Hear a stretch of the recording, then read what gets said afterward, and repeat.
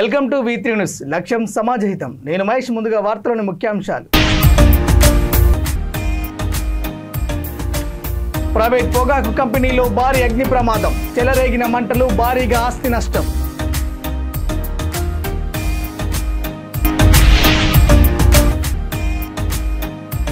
హైదరాబాద్లో మరోసారి హైడ్రా బుల్డోజర్లు పరుగులు.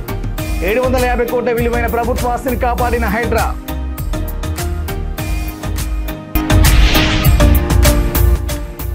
బాణాసంచా తయారీ కేంద్రాలను తనిఖీ చేసిన ఆర్డీఓ, డీఎస్పీ. సేఫ్టీ విషయంలో సరైన జాగ్రత్తలు తీసుకోకపోవడంతో సీజ్ చేసిన అధికారులు. నమ్మకాన్ని వమ్ము చేయకుండా జూబ్లీహిల్స్లో విజయడంకా మోగిస్తాం. జూబ్లీహిల్స్ నియోజకవర్గ కాంగ్రెస్ అభ్యర్థి నవీన్ యాదవ్ వెల్లడి. ఇక డీటెయిల్ చూస్తే నరేంద్ర మోడీ 75వ జన్మదినాన్ని పురస్కరించుకొని 15 రోజులు నిర్వహించే సేవా కార్యక్రమాలలో భాగంగా చివరి రోజు నాచారం ఢిల్లీ పబ్లిక్ స్కూల్లో సేవాపక్షం పేరుతో ప్రతిష్టాత్మక వ్యక్తుల సత్కార కార్యక్రమం నిర్వహించారు. ఈ కార్యక్రమానికి బీజేపీ తెలంగాణ రాష్ట్ర అధ్యక్షుడు రామచంద్రరావు, ఎమ్మెల్సీ కొమరేలు ముఖ్య అతిథులుగా పాల్గొని జ్యోతి ప్రజ్వలన చేసి ప్రారంభించారు.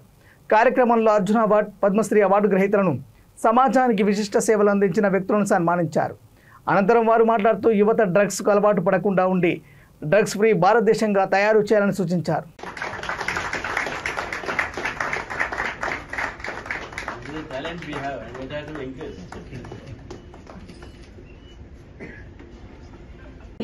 ఇప్పటికీ తననే నిలువెత్తు నిదర్శనంగా చూస్తూ ఉండడం అయితే చాలా గొప్ప విషయం.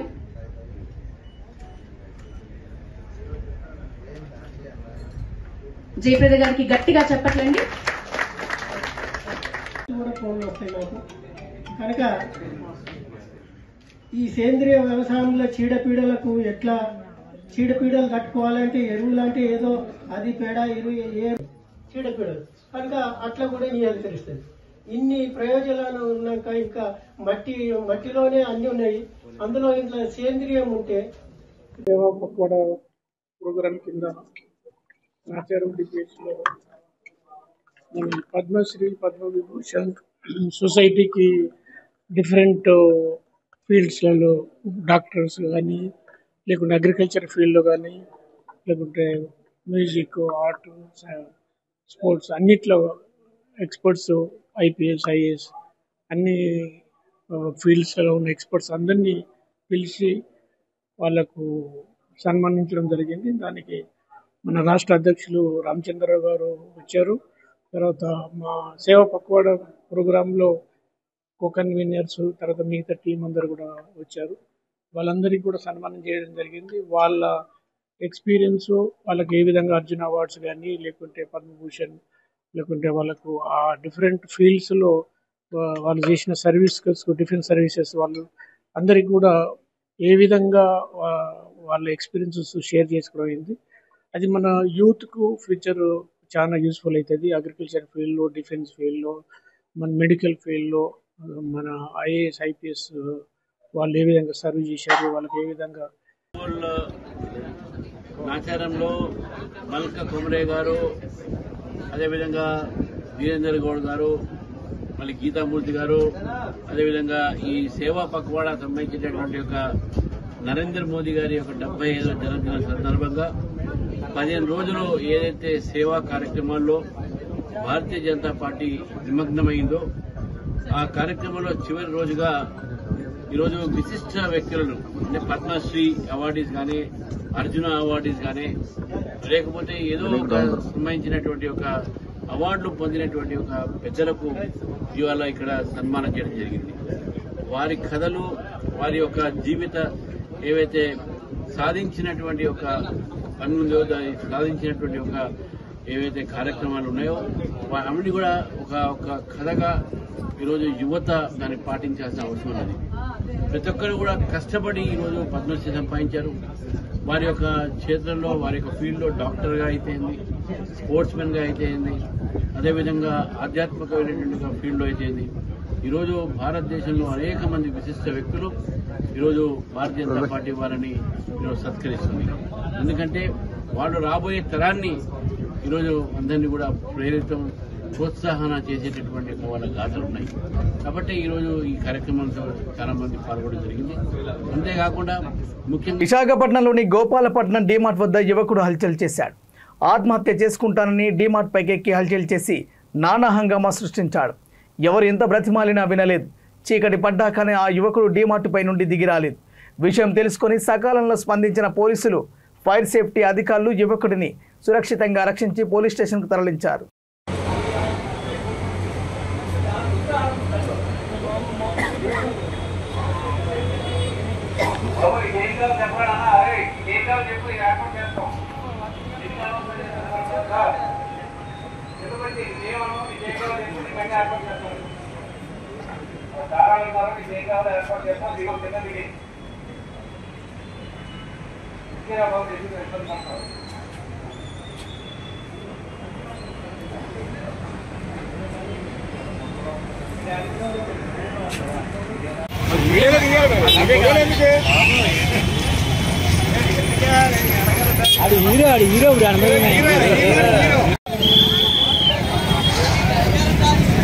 ప్రకాశం జిల్లా సింగరాయకొండలోని బెల్లంకోటయ్య ప్రైవేట్ పొగాకు లిమిటెడ్లో భారీ అగ్ని ప్రమాదం చోటు చేసుకుంది. గురువారం అర్ధరాత్రి తర్వాత అకస్మాత్తుగా కంపెనీలో మంటలు చెలరేగి భారీగా ఆస్తి నష్టం జరిగింది. తెల్లవారుజామున కూడా అగ్నిమాపక శాఖ అధికారులు మంటలను అదుపు చేస్తున్నారు. అయితే కంపెనీకి భారీగా కోట్లలో ఆర్థిక నష్టం జరిగిందని అధికారులు అంచనా వేస్తున్నారు. అయితే అగ్ని ప్రమాదం ఎలా జరిగింది, ఎంత మొత్తంలో ఆర్థిక నష్టం వాటిల్లిందనే విషయంపై తెలియాల్సి ఉంది.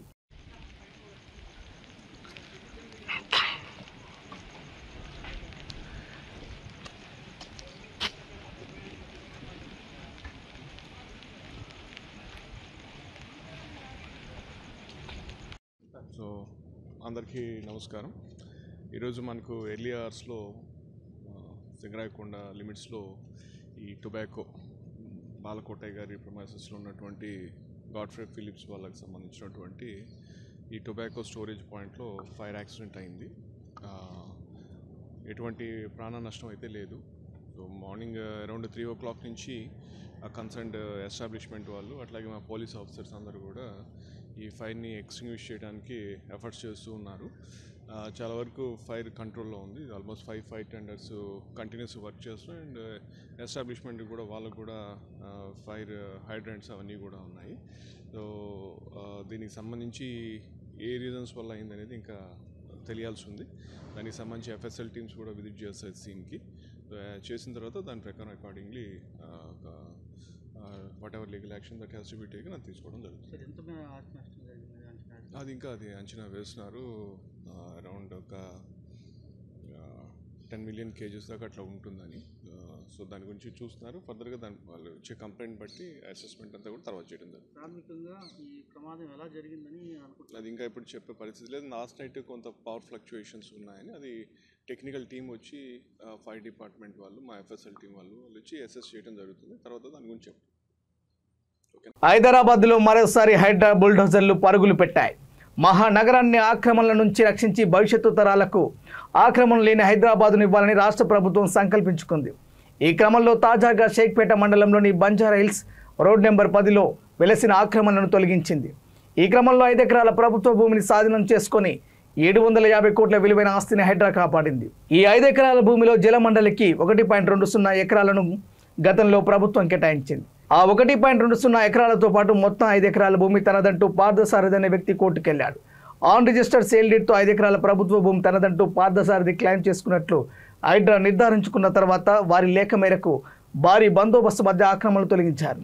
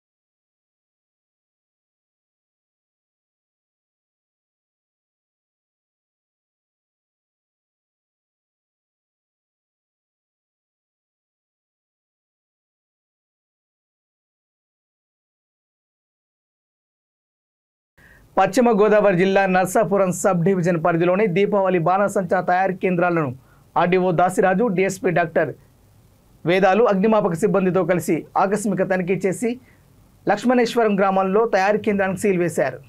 అనంతరం వారు మీడియాతో మాట్లాడుతూ తయారీ కేంద్రాలకు లైసెన్సులు ఉన్నప్పటికీ వర్కర్ల సేఫ్టీ విషయంలో సరైన జాగ్రత్తలు తీసుకోకపోవడం వల్లే ప్రమాదాలు జరుగుతున్నాయన్నారు. ప్రభుత్వ ఆదేశాల మేరకు సబ్ డివిజన్ పరిధిలోని 4 లైసెన్స్ తయారీ కేంద్రాలకు సీల్ వేశామన్నారు. అనధికారికంగా ఎక్కడైనా బాణసంచా తయారు చేస్తే కఠిన చర్యలు తీసుకుంటామని హెచ్చరించారు.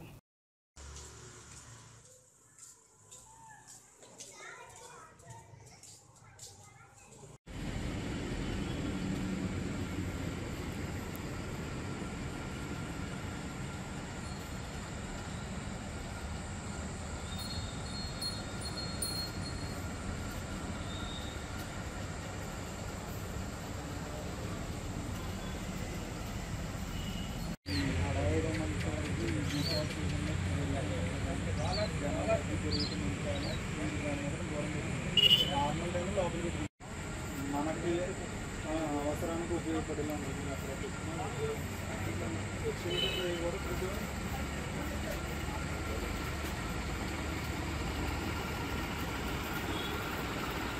ఉందంటే 5 ప్యాకెట్లు తీసుకొచ్చారు. ఒక 6 ప్యాకెట్లు ఇదే చేయడం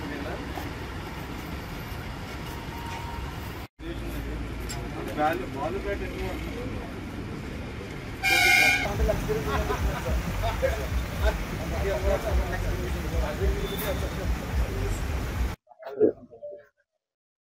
ఇప్పుడు మన నర్సాపురం ప్రాంతంలో ఈ నర్సాపూర్ డివిజన్లో టోటల్గా LE1 అంటే బాణాసంచా తయారీ కేంద్రాలు 4 వరకు ఉన్నాయి. ఆ 4 తయారీ కేంద్రాలను కూడా నేను మా డిఎస్పీ గారు, అదేవిధంగా రెవెన్యూ, పోలీస్, ఫైర్ ఆఫీసర్ అందరం కలిపి జాయింట్ తనిఖీ చేయటం జరుగుతుంది. అంటే ఇవి మామూలుగా ప్రతి సంవత్సరం కూడా మేము వీళ్ళకి లైసెన్స్ ఉంటుంది, ఆ లైసెన్స్ రెన్యువల్ చేయడం కోసం పరిశీలించడం జరుగుతుంది. అయితే పరిశీలించిన పిదప ఇక్కడ మామూలుగా ఇది ఊరికి చాలా దూరంగా ఉండి జనావాసాలకి దగ్గర లేకుండా అన్ని సేఫ్టీ మెజర్స్ తీసుకున్నప్పటికీ ఈ యొక్క వర్కర్స్ ఎవరైతే చేస్తున్నారో వాళ్ళకి సంబంధించినటువంటి సేఫ్టీ మెజర్స్ విషయంలో ఇది మనం పూర్తిస్థాయి మనకి భద్రత కానీ లేకపోతే పూర్తి గ్యారంటీ ఇవ్వలేని పరిస్థితి ఉంది. మరి దీనివల్లనే ఎన్ని పర్మిషన్లు ఉన్నా మరి నిన్న మనకి రాయవరం కోనసీమ జిల్లాలో అక్కడ పెద్ద ఇన్సిడెంట్ జరిగి దరిదాపు ఆ స్పాట్లో 6, తర్వాత ఇంకా మృతుల సంఖ్య పెరిగింది, మరి 10 వరకు వెళ్ళినాయి అంటున్నారు.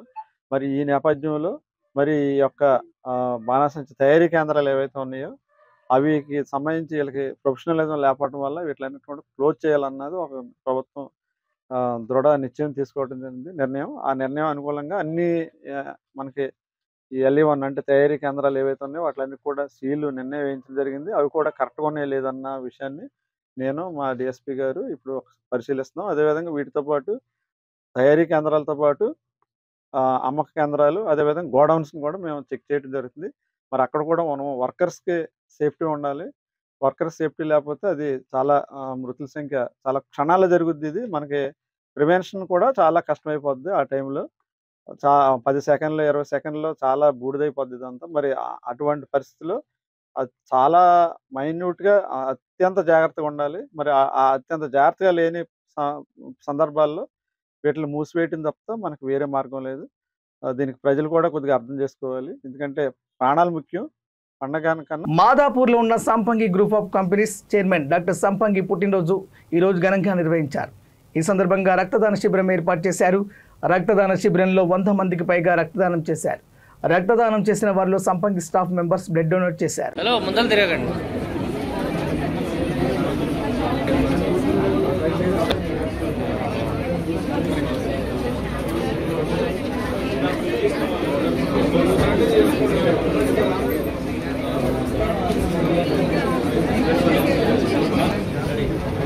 రెడీ భయ్యా.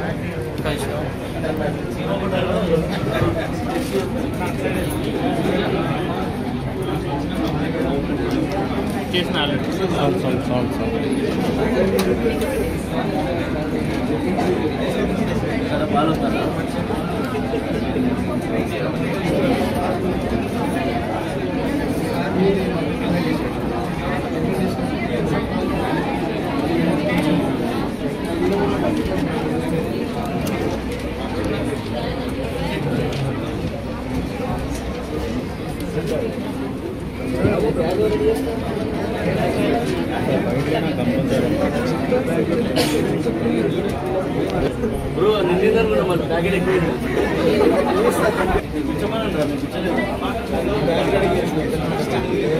లోపల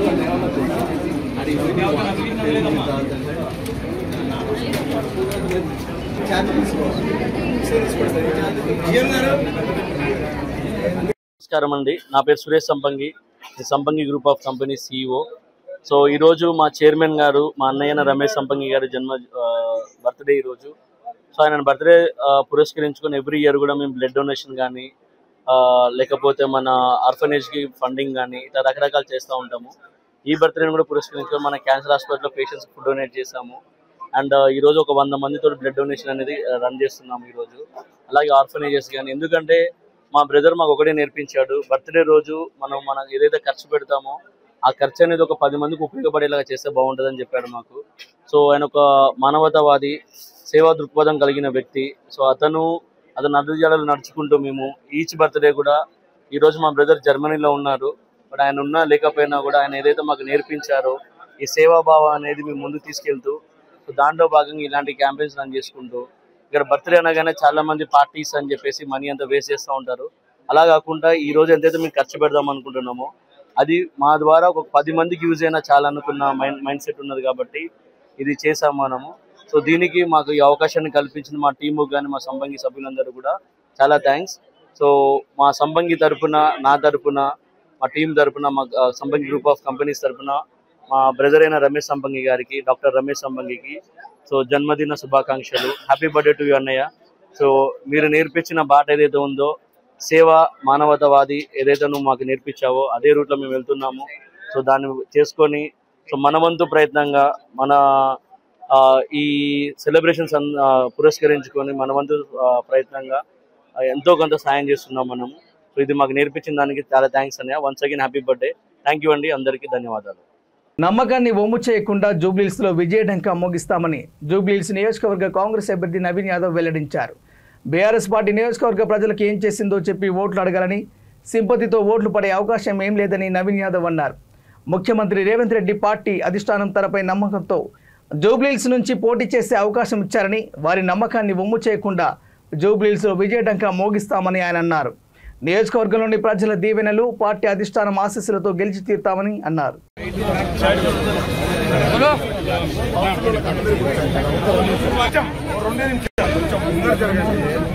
ఫోటో ఎలా వస్తుంది? ఇద్దరే వస్తారు భయ్యా, మీరు బ్యాక్ వెళ్తే అందరూ వస్తారు, ఇద్దరే ఉంటారు.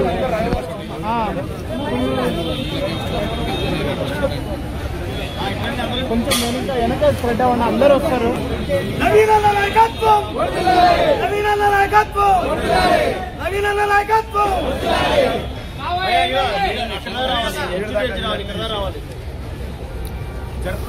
కొంచెం మీరు బ్యాక్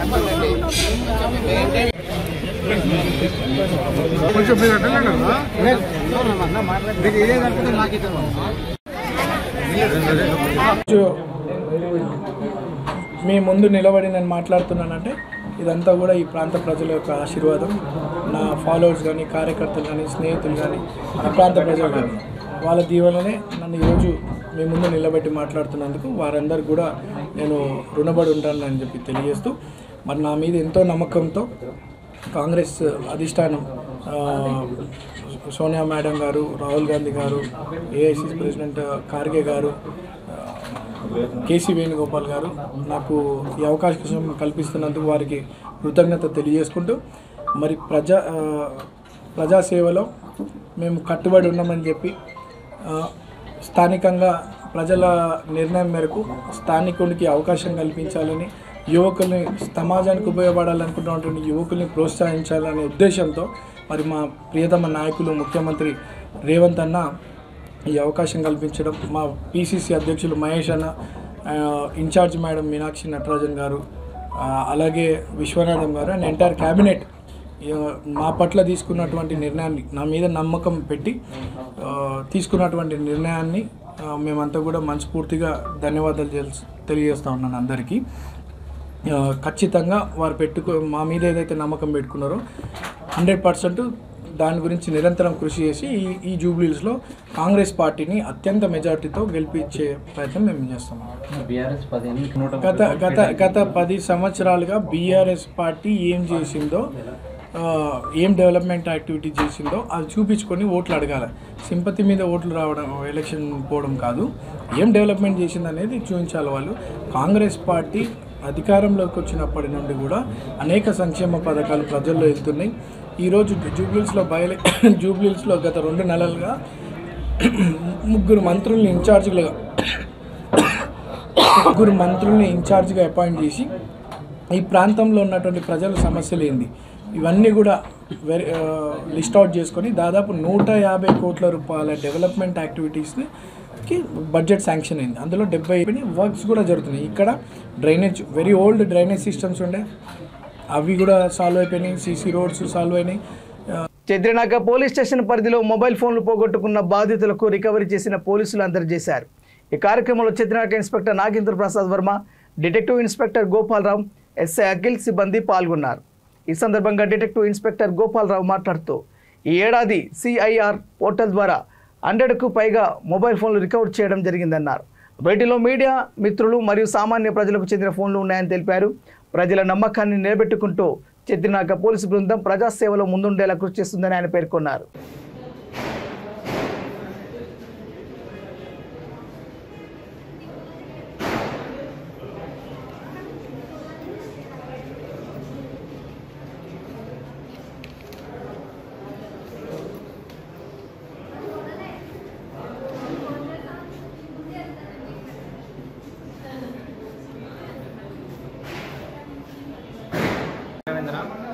ఫోన్ పోయి 2.5 months అవుతుంది. నాకు పిఎస్లో కంప్లైంట్ ఇస్తే సార్ వాళ్ళు దొరికిచ్చారు. చాలా thank you so much. Thank you for the whole team of Chedrinaka police station. నా పేరు ఆంజనేయుడు. వినాయకుని రోజు పోయింది ఫోను, ఈరోజు దొరికింది. చెద్రినాక పోలీస్ వాళ్ళకి అలాగే క్రైమ్ వాళ్ళకి ధన్యవాదాలు. చాలా సంతోషంగా ఉంది. హలో, నా పేరు అనుష్క. నమస్తే అందరికీ. నా మొబైల్ మే మంత్లో పోయింది. నేను చెద్రినాక పిఎస్కి వచ్చి కంప్లైంట్ ఇచ్చాను. అదే డే రోజు వాళ్ళు రికవర్ చేసి దాన్ని నా కోసం వాళ్ళు వర్క్ చేసి దాని మీద డోలాడి ఇచ్చారు. ఆఫ్టర్ 6 months తర్వాత నాకు నా ఫోన్ రిబ్యాక్ వచ్చేసింది. థ్యాంక్ యూ పోలీస్ వాళ్ళకు కూడా and thank you for the press వాళ్ళకు కూడా. అందరికీ నమస్కారం. నా పేరు పి గోపాలరావు. చెద్రినాక పోలీస్ స్టేషన్లో డిటెక్టివ్ ఇన్స్పెక్టర్గా గత 5 నెలల నుంచి వర్క్ చేస్తున్నాను. మా దగ్గర ఈరోజు ఫోన్లు పోగొట్టుకున్న వాళ్ళు, ఫోన్లు మిస్ అయిన వాళ్ళు బాధితులకు మేము మన సిఆర్ పోర్టల్ ద్వారా డిటెక్ట్ చేసి ఈ సంవత్సరము దాదాపుగా ఒక 100 ఫోన్లని డిటెక్ట్ చేసి వాళ్ళందరికీ, బాధితులందరికీ ఇవ్వడం జరిగింది. ఈరోజు అందరినీ పిలిపించి, అంటే ఏ నెల కనాల పిలిపించి ఎప్పటికెప్పుడు ఫోన్లని రికవరీ చేస్తూ బాధితులకు ఇవ్వడం జరిగింది. ఈ బాధితుల్లో చాలామంది కూడా మన మీడియా మిత్రులు ఉన్నారు. మన సంబంధించిన పబ్లిక్ అందరికి కూడా ఫోన్లు రికవరీ చేసి ఇవ్వడం జరిగింది.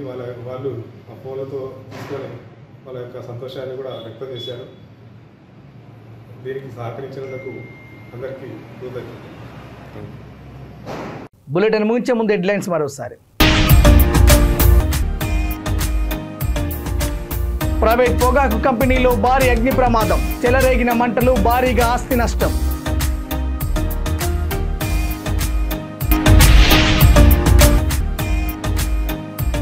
హైదరాబాద్లో మరోసారి హైడ్రా బుల్డోజర్లు పరుగులు, 750 కోట్ల విలువైన ప్రభుత్వ ఆస్తిని కాపాడిన హైడ్రా.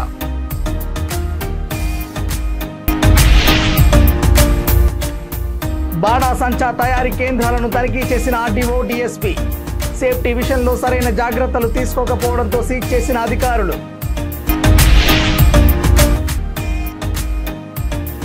నమ్మకాన్ని వమ్ము చేయకుండా జూబ్లీహిల్స్లో విజయడంకా మోగిస్తాం. జూబ్లీహిల్స్ నియోజకవర్గ కాంగ్రెస్ అభ్యర్థి నవీన్ యాదవ్ వెల్లడి. ఇవి బులెటిన్ అప్డేట్స్. చూస్తూనే ఉండండి V3 న్యూస్. లక్ష్యం సమాజత. నమస్కారం.